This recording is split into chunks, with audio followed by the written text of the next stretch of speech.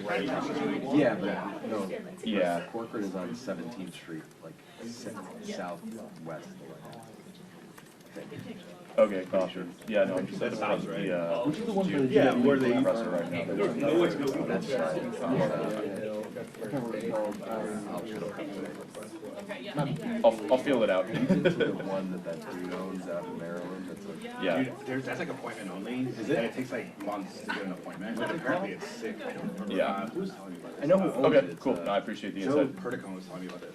All right, talk soon. I have But Yeah. It's supposed to be awesome. It's like one of the best private art collections. Yeah. No, but there's a program called Copyist Program at the National Gallery of Art where they'll give you like basically like a pass to just copy paintings. That's cool. Yeah, so Ben wrote my letter of recommendation along with Senator Spokesman and Artistic Cantwell. authority. Hey, Scotty. Morning.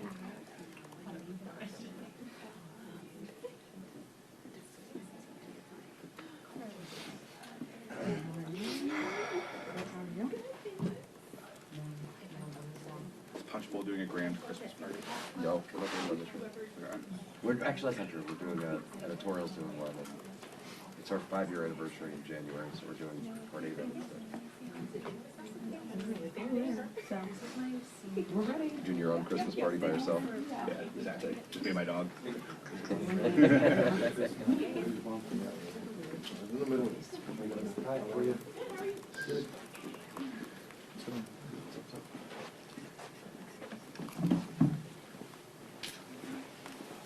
Morning. What's up, man? How you doing? No, gotta rest first. We're just in the hallway. Yeah, but I'm lopsided too. Gosh, I know. There's at first I was like, I thought we were gonna be covering healthcare this morning, but then suddenly there was a desire for Hank Seven Rubio. So Oh, good for you. So you went to a different I madhouse? went to a different madhouse. Yeah. So now I'm here to see if he does say anything about healthcare, so I can take that back and then go back to Hank Seven Rubio. Right. I didn't see you since Thanksgiving. How was it? It was good. I had 2 of them. 2 Thanksgivings. I did, yeah. We had Nice. family reunion with our own little regular Thanksgiving. Oh, that's fantastic. Yeah. How about you? 2 Thanksgivings. Yeah. Yeah. We had the family one, and then my girlfriend's Thanksgiving. We couldn't coordinate, so I just went up and saw her for that one. Oh, that's nice. Yeah, it was cool. And now I'm just counting down the days for Christmas because I'm officially in the holiday slump. Bill, is this your first speaker briefing? I mean, you are. Second, all right. I was gonna welcome First, right? my 4,000. I mean, it's everybody. It's the love. How many for you? It's us. Oh, It's yeah. the relationship. Don't depress me. Do you have people who are reading too, or- No, just the speaker. The problem solvers. I know where the RSC meets. Yeah. They're supposed to meet today. In the basement by where they usually do that? Or is that, or do they usually meet by? Doing so much damage control is curious.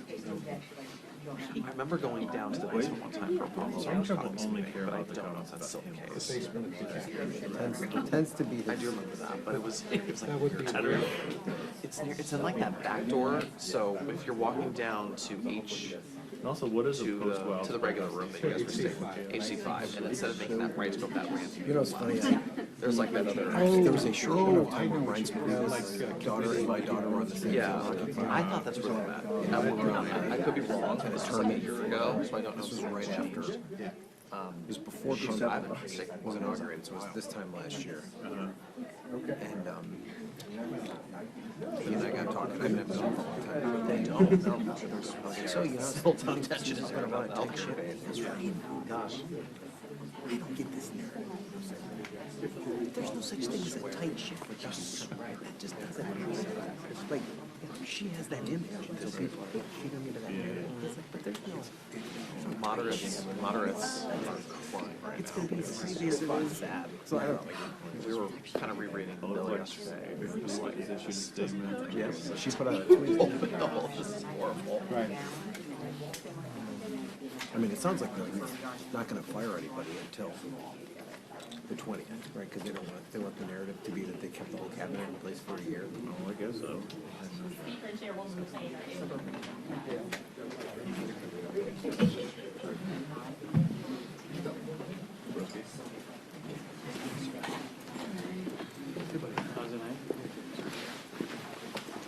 Jay, good morning. Good morning. Listen, you gotta feed. People need Jay. At least that's how my mother says it. No, I'm just like around here. It's like I went back with my dog last year, and it became like a fiasco trying to get it to be free. Yeah. Was it just like, was it just travel, like weather or whatever? It was just a dog. Oh, it was just a dog. Yeah. Give it to you at noon. My dog's like ancient. No. And I was like, I bought a seat. Oh, happy birthday, Jay. Put her in the seat. We're to celebrate. On the way there, nobody cared. It's actually so on the way back. As much as I do love this, No, I gave. Wait, how old are you? You're gonna like it. Actually, you were who I had in mind. I'm 51. 51. What? I would have thought you were 10 years I'm thinking about Bakersfield. Crazy, man. Yeah. Yeah, they Actions great. everywhere. Oh, fantastic. So you got a lot of your top still. Some of them are still in the booth. You still eat them every now and again. We only realized late last week that they were two tiers. Most it's because it's my second time. There's a top layer and a bottom. It's the same. There are more. And the National Gallery of Art is Cleared out the first layer, and like Ali and I discovered for the second. 100 years. That's 2 years ago. No good. That's right. It hasn't been good for my health, but it's been great. However, I think that my favorite might have to be Portuguese. That's right. What do you think? I guess 2 of the 5 floors, because they have that double. Yeah, they have the Yeah. top 3, that's like a combo situation. Yeah. But 2 of them are blank right now because they're reshuffling the paintings. But you know that top one where like Muhammad Ali is and like Elvis and Jay, it's like completely bare right now. Yeah. So hopefully they put a few stuff in the new year. Like, you mean like the study area and then the 2 floors above? Yeah. Did they have stuff up there? They had stuff up there. I mean, there were some, there were some spots that didn't have paintings. She calls bands the heir apparent. Like, you know, in those little hollow facades, you know, that they have the inlets. But then I found like all I those feel like sculptures Wood would that love the being very on the first right time I've never seen. Yeah. And so like up through the rows of sculptures and I looked like, this is And Musk is open. That's not a big truck. I feel like those are harder to move. you know, how does one do that? At the, Go to one that to imagine. They had up there, like, so I guess like back in the 50s, Time Magazine commissioned a painter to do this. he did one, Literally one of the best. it's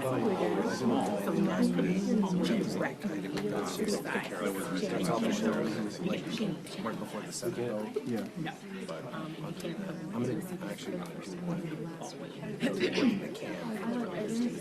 Oh, interesting. So I'm thinking, Yeah.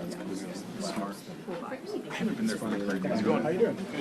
Space, like, start the day with like a bigger dishes, like we're doing this big countries, then But yeah, no, they have some cool ones there. Really. It's a good space. character, 30 seconds.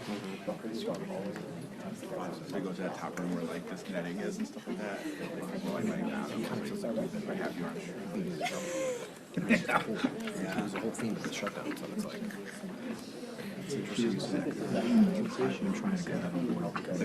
like space like design. Just like an exhausted student. Exactly. No, I really like Anderson House. That's what we're going to do. Yeah. It's not free, but like after 4 p.m. we do $5 tickets. Okay. And so that's what everybody's going. What time do you close? It's 5:30. Okay. Like the bars and it's really good. I finally went to the National Women's Museum. And Still haven't done that. it's okay.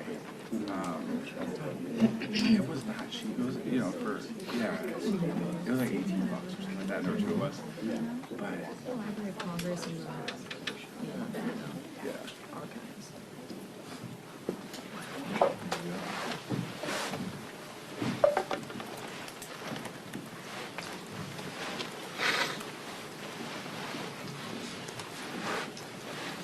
Well, good morning, everybody. Merry Christmas, Happy Hanukkah. It's good to see everybody. I want to begin today by addressing this week's tragedy. Because of hate anti-Semitism, and terrorism. Lives were lost in Syria, Australia, and at Brown University. My prayers are with the family of these victims, and I stand with so many who hope the light of Hanukkah drives out the horrific hate that we've seen. Now, turning to the topic this week, which is one of the topics, which is healthcare. Let me begin by being very clear and very honest about the state of healthcare today. The Democrats' healthcare program has failed. And I want to remind everybody, what's the name of the healthcare program? Obamacare. This was a Democrat program, and I'm finally excited to see that the Democrats now have got on board with us that the affordable health care is anything but affordable. So, again, Republicans stand united to fix the problem again. But let's not forget where the root of the problem started. Democrats broke it, we will fix it, and happily to do that. Most Americans can't afford Democrats' insurance plan. The plans are riddled with waste, with fraud, with abuse, and if we're being honest, they only work for one group: big insurance companies. Democrats' health care plan doesn't work, it's never worked. So Republicans are pursuing options that do things a little bit differently. First, we're working to fundamentally lower costs through reforms like cost-sharing reductions. You'll see a common theme: lowering costs versus subsidies. We want to lower premiums for all Americans. Second, we're proposing options that actually expand access to all Americans. When Democrats passed their disastrous health care law in 2010, they promised that if you like your plan, you can keep it. They promised choice. They promised you low costs. Not a single one of those promises were true. Not one. In fact, healthcare premiums have risen over 60% since the implementation of the Affordable Care Act. And I ask you this: profitability from the insurance companies are 600% greater since Obamacare. Has your income increased 600%? Ask yourself that. I know mine hasn't. Here's the difference. Republicans are fighting for a solution. Democrats actually want this issue. They want health care to be an issue. Republicans actually want solutions for Americans to bring down premiums, not subsidies. That's why Democrats are refusing to rally around real reforms. Instead, they're embracing the very broken system of which they created. But this has been true all year. Democrats have pushed political issues while Republicans have actually delivered solutions. No one's talking about the border today, right?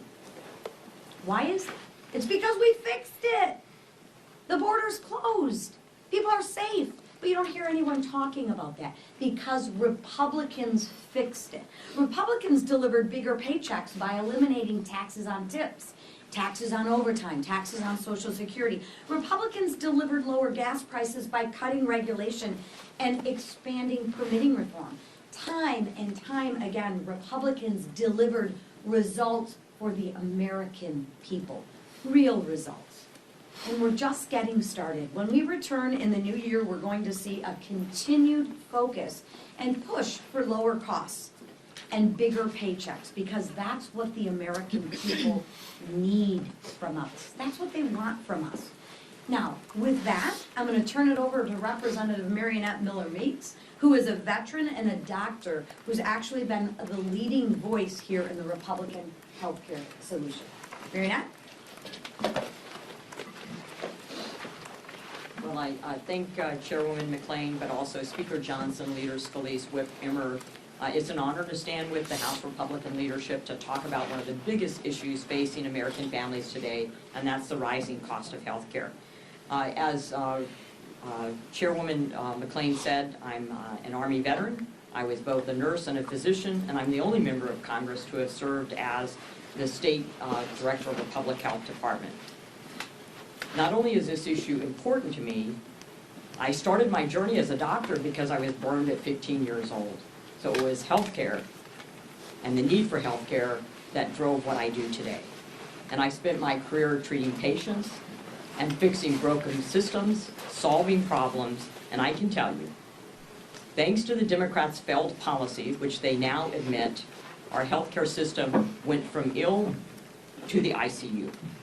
For 15 years, the Unaffordable Care Act, also known as Obamacare, has done the opposite of what it promised. President Obama promised to lower premiums by $2,500 and to bend the cost curve down. Has that happened? No. Not in the past 15 years, and it won't happen if we just continue to pass subsidies on to profitable health insurance companies.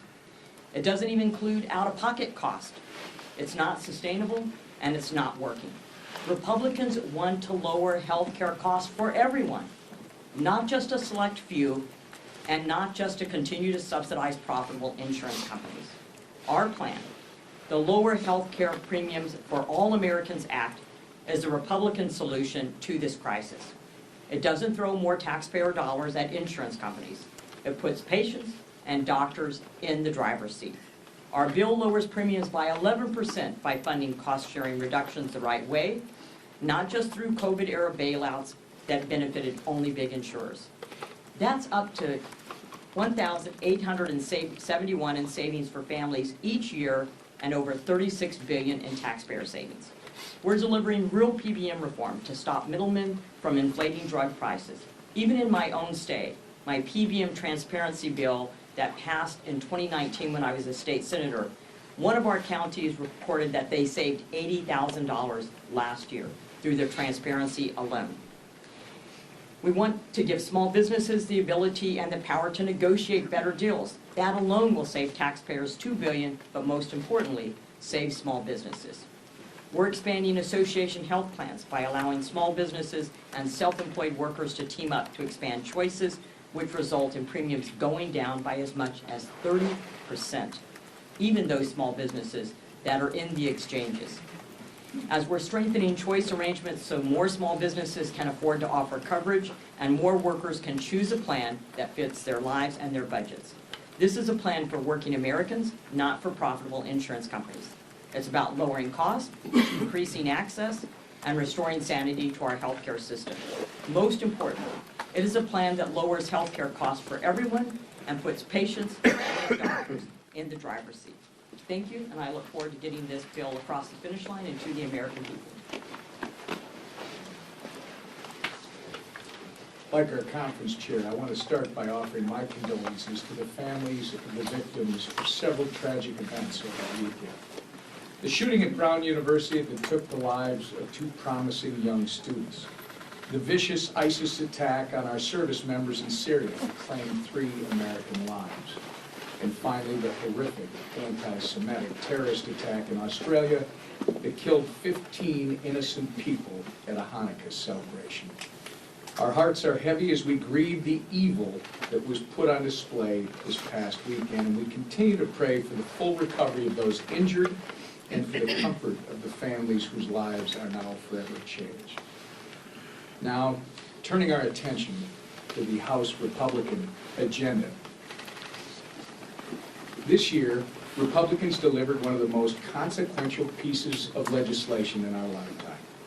The Working Families Tax Cut Act, passed by the House Republicans and signed into law by President Trump, achieved historic America First victories, such as no tax on tips, no tax on overtime, tax relief for seniors, an increased child tax credit, and Trump savings accounts for newborn children. 2026 is gearing up to be the year of deeper pocketbooks and lower costs for the American people. Thanks to this landmark legislation, tax refunds could increase by $1,000 per taxpayer next year. That's more money in your pocket for you to invest, save, and grow. Waitresses, law enforcement officers, and parents will have more of their hard-earned dollars to put food on the table and to support their families. Not only did our bill deliver the largest tax cut for middle-class Americans, it also addressed rampant waste, fraud, and abuse in programs like Medicaid and SNAP. As we have all witnessed with the fraud scandals coming out of our state of Minnesota, These programs have long been ripe for fraud. But House Republicans and Donald Trump implemented common sense reforms to strengthen the system to benefit the people who need it the most, not fraudsters who sent millions to terrorists abroad. Which brings me to addressing the failure of my governor, Tim Walz. We anxiously await Tim Walz's response to House Oversight Committee Chairman Jamie Comer regarding what he knew about the $1 billion in fraud. Walz has had 7 years to address and stop the fraud. It wasn't until President Trump made this a national issue that Walz started to pretend that he cares about his constituents' tax dollars supporting a terrorist group in Somalia. Accountability is coming, Governor. Our dishonest, failed governor must and will answer for his complete incompetence. With that, I'll turn it over to our leader, Steve Scalise. Thank you, Wes. My prayers go out to all those killed in so many different horrible tragedies. I mean, here in America, Brown University, you look at our 2 Army soldiers that were killed, the anti-Semitic attacks on the other side of the globe. Just remind you, during this Christmas season, this Hanukkah season, it's a special time. It's a time we celebrate, but it's also a time where evil still lurks here and all around the globe. And we just pray for those who have been murdered, harmed, injured. We pray for those who have evil in their hearts, that God can touch them and hopefully remove that evil so that they don't go harm innocent people. This week here in the House, as we finish our work for the year, we're taking up some very important bills. And start with the SPEED Act. We've heard complaints from members all across the country that know that just trying to build things in America, road projects, bridges, pipelines to move energy, anything you're trying to do, more and more laws are getting in the way. NEPA is a heavily abused law that delays a lot of the projects that ought to be built. Bruce Westerman and his committee have done incredible work to bring a bipartisan bill that starts to address the abuses here in NEPA so that we can actually build things in America again. You know, you think about the cost savings that would come if it only takes 2 years instead of 10 years to build a major project. And we all know what's happening all across America, why so many projects are shelved in many cases or take so long to be built because of the abuses of some of these laws, like NEPA, Endangered Species Act, Clean Water Act, Clean Air Act. All of these laws are being heavily abused, so this is a really important first step, getting the SPEED Act passed to get real, meaningful permitting reform.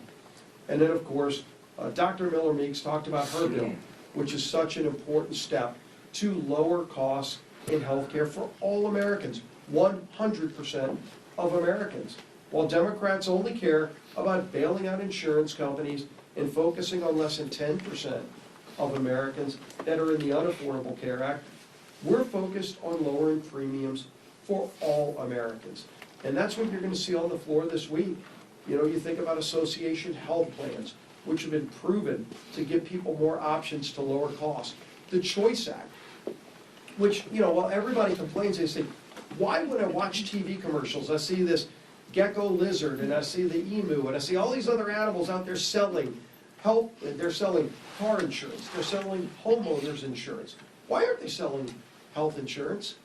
Well, that's because the laws at the federal level prohibit the ability for people to have choices to get people trying to offer them lower cost products for health insurance. Imagine if, for example, with Choice Act, where you can run through a health savings account, the ability where if you get your health insurance through your employer, if you're able to go find a better plan, if somebody could compete for your business and offer you a lower deductible plan with lower co-payments for your families, right now you can't go buy that product. We create those options with the bill that we're bringing to the floor tomorrow. The PBM reform that Dr. Miller Meeks talked about, where you can actually have lower prescription drug costs. Again, for 100% of Americans. This is something that our 3 committees of jurisdiction have been working on for a long time. And yet, while Democrats only want to bail out insurance companies while premiums go up, we're focused on having lower premium options, lower cost options for 100% of Americans.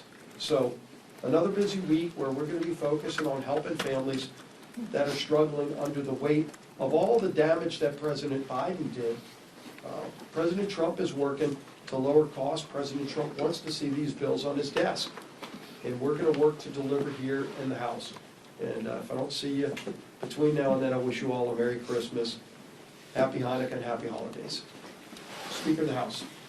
Mike Johnson. I rarely get to raise the podium, but I'm going to take it. Good morning, everybody. Thank you to Dr. Miller for joining us on what is our last leadership press conference of the year. And I just want to say to all of you, press corps, thanks for being here each week and covering all of this. It's been a hugely historic week, year in so many ways, and a hugely consequential Congress, and you've had a lot to cover. So we do, as everybody said, wish you Merry Christmas, Happy Hanukkah, and hope you get some well-deserved rest over the short holiday. Since Congress reopened, following the end of the Democrat shutdown, the longest in American history, Republicans have passed, since we came back, 41 pieces of legislation, and of course, as you've heard this morning, we're set to pass even more. Chief among them is the Lower Health Care Premiums for All Americans Act. It is aptly and appropriately named because that's exactly what it's going to do, as everybody has explained this morning. If you recall, Democrats shut the government down and kept it closed for 43 days so that Chuck Schumer could get political cover from the grassroots of his party. Remember that he had voted for the same CR just several months earlier in March, and the same vehicle came forward. He suddenly changed his tune, and that is because he caught a lot of political backlash for it. So he decided instead to shut the government down and fight. Well, everybody saw how obvious and how dangerous that gambit was. And so the Democrats tried to spin their selfish political decision to claim the whole thing was always about, quote, fighting for health care affordability. But that claim never made any sense because it ignores the very simple facts of the situation. It is the Democrats' Unaffordable Care Act that broke America's health care system, as has been recounted this morning.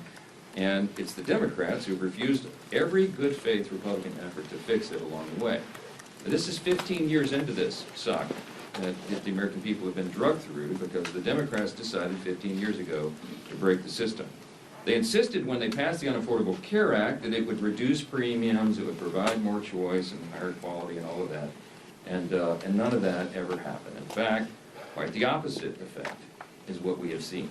All this was foreseeable, and that's why Republicans didn't support it. Premiums have skyrocketed, the quality of care has plummeted in so many places and in so many cases around the country, and fraud is absolutely rampant in the system, and it is costing everyone dearly. Yes, there is a health care affordability problem in America. It's a very serious problem for almost every family. But it is an indisputable fact that the Democrats caused that problem, and Republicans are the ones having to clean it up. For 15 long years, Americans have now faced skyrocketing premiums, fewer quality choices, inefficient care, and widespread fraud, waste, and abuse. Benchmark premiums on the Obamacare marketplace for every plan, listen to this, they've increased 80% overall since 2014, and they're continuing to rise. The Unaffordable Care Act marketplace has resulted in lower quality plan offerings and less consumer choices today. Fraud is absolutely rampant. Paragon Health is one of the analyst groups, and they estimate there's over 6.4 million people who are improperly enrolled in the Obamacare exchange. And a recent GAO study, the Government Accountability Office, found some staggering facts. It proved what we all know intuitively about the fraud that's involved in this program. They found that Obamacare's subsidy system lacks even the most basic guardrails to prevent fraud, waste, and abuse. And I think that study is something that you should all dig into. It should be on the front page of every newspaper because it is shocking, alarming. Over the last 2 years, for example, the investigators at the GAO, Government Accountability Office, they did a little experiment. They in 24 different cases, they applied for Obamacare subsidies. They did it fraudulently by intent. So 24 applications with no Social Security data attached, none of the information that's necessary to actually apply, no citizenship proof attached, and none of the income documents and all the things that are supposed to be applied and included in an application. Now guess what? Out of the 24, 23 of them were approved. And they've been paid tens of thousands of dollars, some of them as recently as September of this year, the GAO tracking all of this fraud, wondering, hoping if anybody will ever pay any attention to it and stop it. That's not the only thing they found.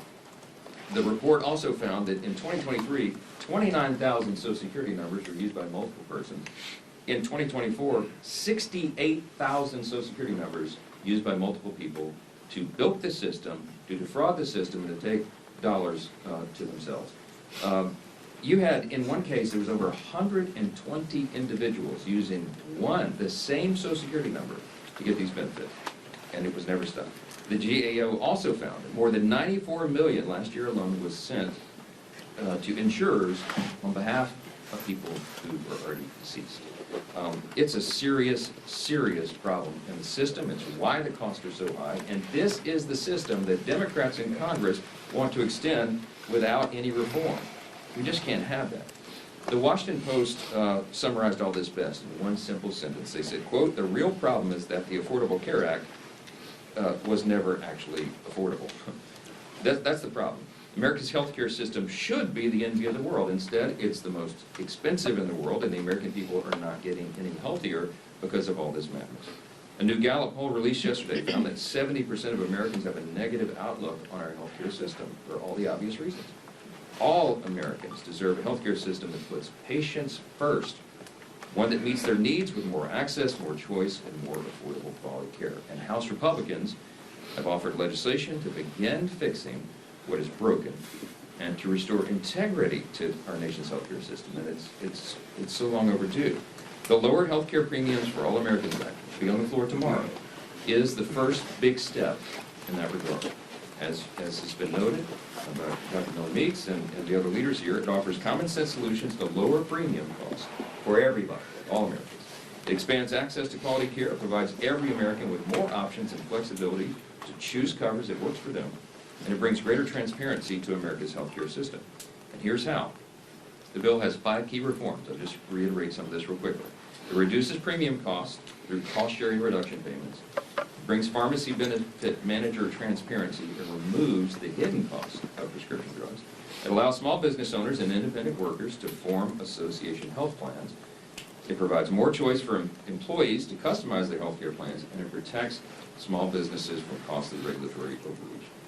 According to the latest CBO projection, Republicans' cost-sharing reduction payments, just that provision alone, would reduce premiums by at least 11% and will save taxpayers tens of billions of dollars, about $30 billion.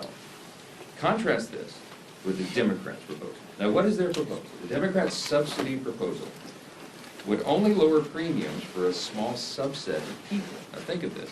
Just 7% of Americans would benefit.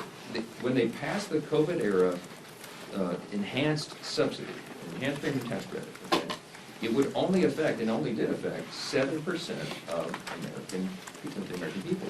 If it was extended today, if their gambit was done, and without any reforms, and they expanded it for 3 years, which is what they tried to do in the Senate, and they failed last week, and what they would try to do in the House, if allowed, that would only reduce, for the 7% of Americans, it would only reduce their costs by 5.7%. Okay, this is not some solution to the problem. It's just adding more money, further subsidizing a broken system, and the subsidies go to insurance companies. They're not trying to solve the cost problem. They're trying to hide that, and it's not the way to fix it. It would also, by the way, cost taxpayers, if the subsidy was extended, would cost American taxpayers $350 billion over the next 10 years. Again, the proposal doesn't lower healthcare costs in any way. It only hides the true cost of the failed law. I'll remind you, CSR payments are not a new idea. In fact, in 2017, the thing that we're going to put on the floor tomorrow, a big part of that, 196 House Democrats, many of them still in Congress, wrote a letter in support of that very idea. Exactly what the Republican bill this week will accomplish. Now, they won't tell you that this week. I'm certain they're all going to vote against it. Why? As was said here many times this morning, they do not want a solution. Democrats do not want a solution. They want an issue in the upcoming election. And they think that the media will go along with this and that people will buy it. That, oh, their heroic effort to extend this COVID-era subsidy that they themselves created and that they themselves put the expiration date on at the end of this year, they're going to try to convince you that that's all health care wrapped into that. Remember, it only affects 7% of Americans. It would only reduce their cost by less than 6%. Democrats also had a chance to support our provision in the working families tax cut. The House Democrats voted against it, and the Senate Democrats stripped it out. That cost-sharing reduction reduced everybody's premiums by almost 12%. And the Democrats fought to take it out. This is something that we're going to do this week. The Lower Health Care Premiums for All Americans Act is going to accomplish exactly what the title says. If it becomes law, premiums will decrease, access will increase, and every American will have more options and flexibility to choose the coverage that works best for them. It's called the free market, and we're the ones that advance those ideas. More options, lower costs. That's what the American people demand and deserve, and it is only the Republican Party that is presenting any ideas to do that. The Democrats want to keep subsidizing the broken system. We're fighting for that, and we will. I'll just close with this. In 2025, like I said, was a marquee, a landmark year. I want to remind you all there's something noticeably absent from our end-of-year duties here. Normally, or at least in the past before I became speaker, we would all be here with so much angst and drama and everything about the dreaded end-of-year Christmas omnibus spending package. You have not been able to write about that for now the third year because we broke the fever. We both broke the Christmas omnibus fever, and we're getting back to stewardship and regular order, and we're very proud of that. The third consecutive year, we've avoided that terrible congressional Christmas tradition, and we're getting everything working here again. Fixing the appropriations process has been a goal for me and this leadership team. It's been a goal for Chairman Cole and Appropriations and his leadership team, and we're well on the way to rebuilding that muscle memory. House Republicans have shown up every day and delivered real results for the American people, and we're going to continue to do so. We are excited about the years ahead. We look back now on what we've done all this year. We obviously passed the Working Families Tax Cut, the big, beautiful bill, the most significant piece of legislation that Congress has considered in my lifetime. Stephen Miller's had a quote that summarized it pretty well. He said, quote, "Each and every one of the individual titles in that bill will be considered one of the greatest achievements in the history of the conservative movement." They are conservative policies, but they benefit every American, and everyone will be seeing and feeling the effects of that in the first and second quarter of next year when all that becomes implemented. Here's, by way of reminder, real quick, legislation included the largest tax cut in American history, permanent extension of the reduced estate tax, Medicaid program reforms, expansion of SNAP work requirements, increased border enforcement and funding, no tax on tips, no tax on overtime, increased standard deduction for seniors, tax-free savings accounts for every child born in America, business tax provisions to incentivize investment and innovation and broaden the pathway out of poverty for more people. Wages will be increasing and costs will be going down. Many of these landmark provisions are set for implementation in the first, second quarter, as I said, and all boats will begin to rise. Just last week, Treasury Secretary Scott Bessent predicted 100 to 150 billion in new tax refunds, between 1,000 and 2,000 per household.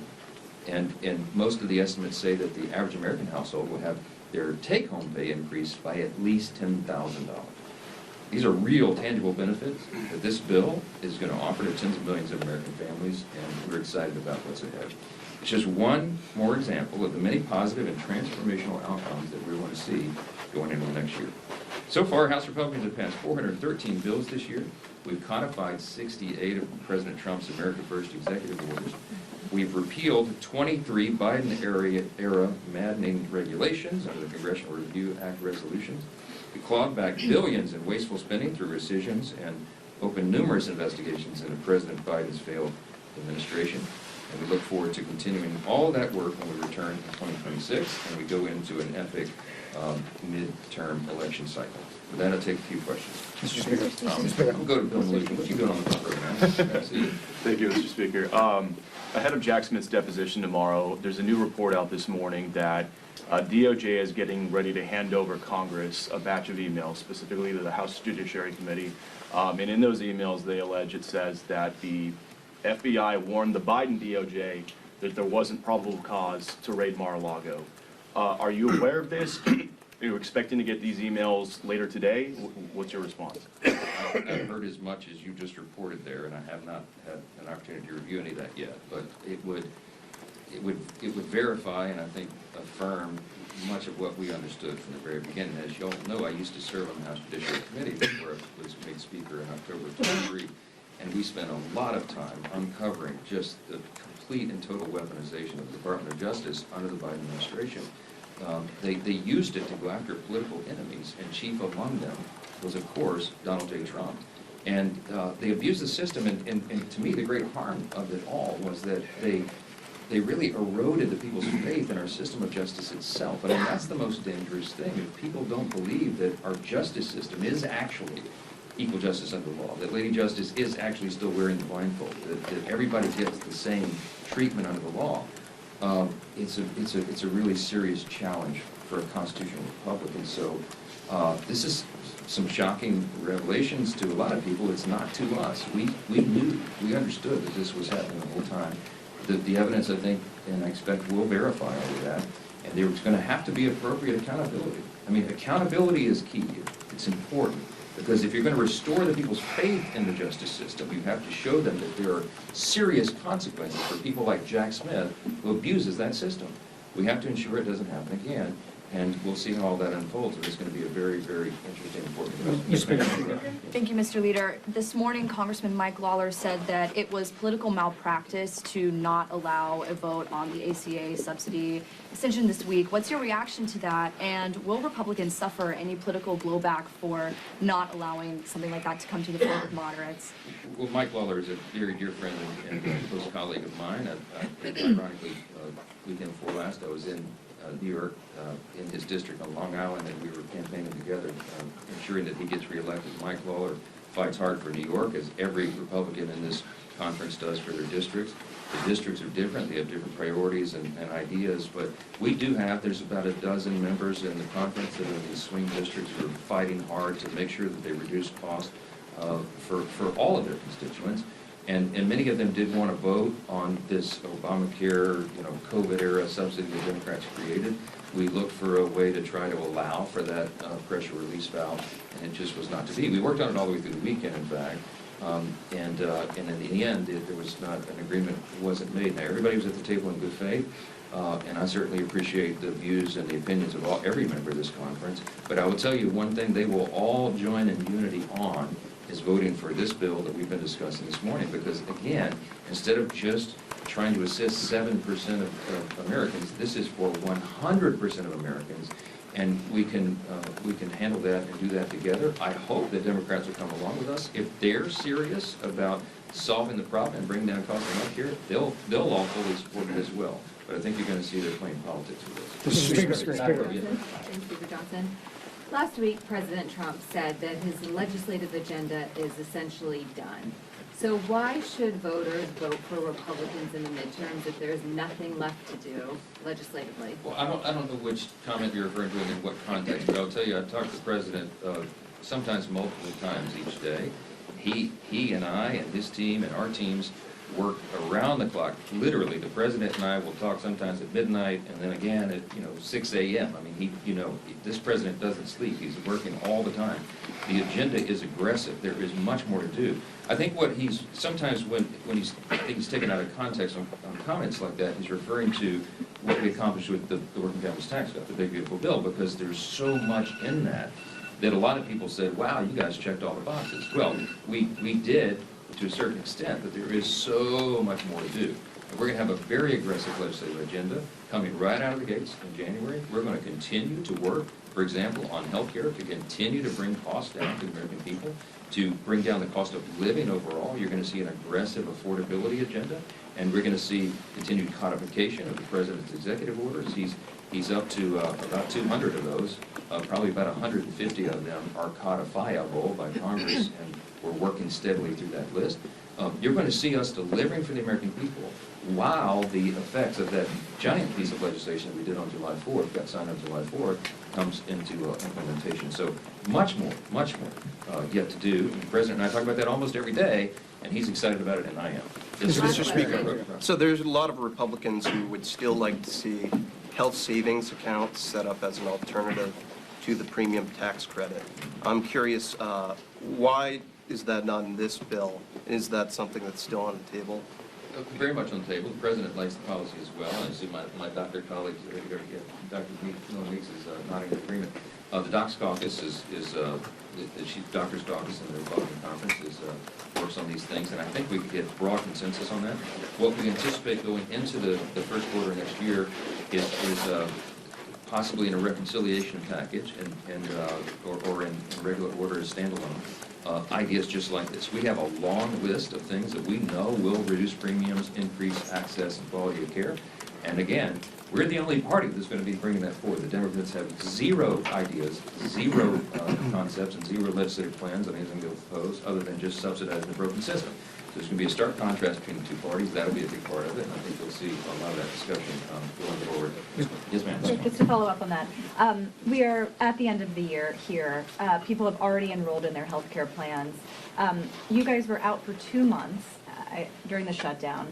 Why has it taken until the end of the year to start addressing, putting to the floor these health care bills? And what is your message to those who are going to see their premiums rise next year anyway, because it seems unlikely that Congress is not going to be able to get something together by then? The health care bill on the floor tomorrow is right on time. There's always a good time to reduce premiums for health care. And remember, the Republican Party, since the Unaffordable Care Act became law 15 years ago, we have been working steadily, producing ideas, trying to address this. We tried to repeal and replace it, as you all know, in our ultimately failed attempt back in the first Trump administration in 2017. The famous John McCain thumbs down tanked the effort. And since then, the roots of Obamacare, the Unaffordable Care Act, have gotten so deep in the system that it's no longer possible to just pull it out at the root and chop it off and start over. It's too deeply ingrained. And so now we have to take it step by step to reduce cost and repair the system. And that's the ideas that we have. You're talking about the longest shutdown in U.S. history. The Democrats did that. Remember, when we reopened the government, we ended in the exact same place that we began. They didn't get a darn thing out of it, and we knew that they wouldn't, and that's how it did come out, and they did it for political purposes.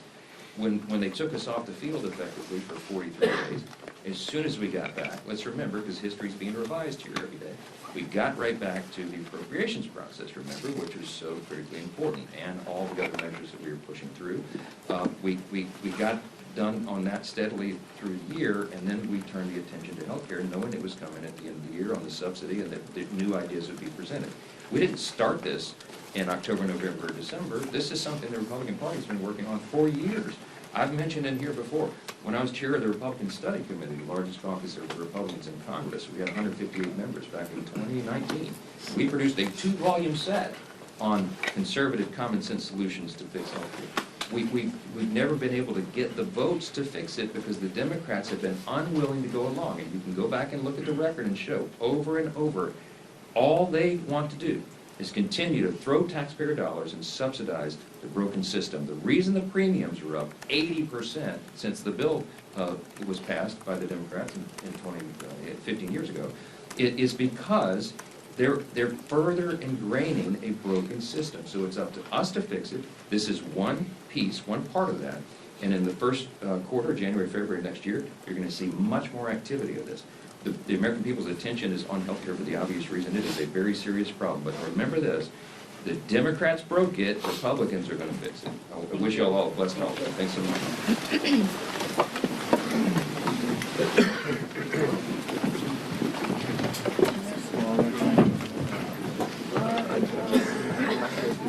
Got all that?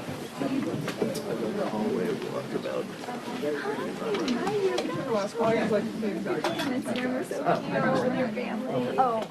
I was like, you know, like the working family. I cannot. Oh, not even. Oh my God. You should have seen how many lollipops.